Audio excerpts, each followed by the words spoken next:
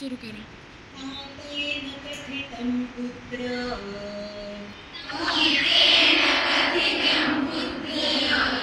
पत्रं लिखममाज्ञया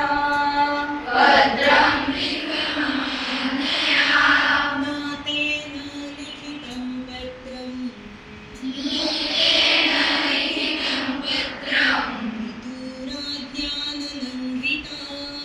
पितुराज्ञानलङ्घिता मृगमीनसज्जनानां